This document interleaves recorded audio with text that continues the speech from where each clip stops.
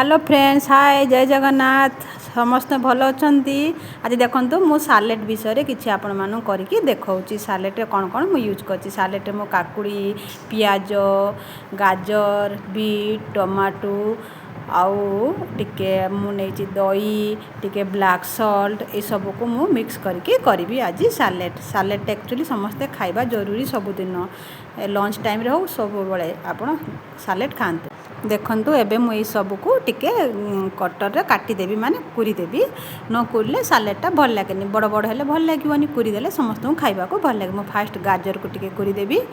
भल भाबरे मिक्स कर देबी तापरे टिके बीट कुरी देबी बीटटा सबुदिन खाइबा जरूरी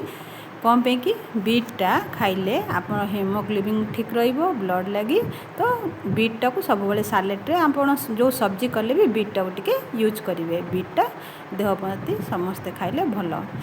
तो आपण माने बीट गाजर आउ आमे जो रखीचु काकुड़ी पियाज सब को एंते छोट छोट भाव कुरीदेवा आपड़ चाहिए और टे छोट छोट काटी भी पारे कुरीदेले भल देखो मुझे सबको एंते काटिदेली एवं सबको मु दही आउ ब्लैक सॉल्ट देकी मिक्स करदेवी आप चाहिए आप टे नड़िया टे भी कोरिके पकेबे भल लगे ये सबको मुझे मिक्स करदेवी हो गला सालेट कम टाइम रे रेडी हो गला हमरो सालेट देखंतु मो सालेट आपण माननकु केमिति लागुच मो वीडियो जदि भल लागिला आपण माने मो वीडियो को लाइक शेयर और सब्सक्राइब करियो भूलिबे नै रहउची फ्रेंड जय जगन्नाथ।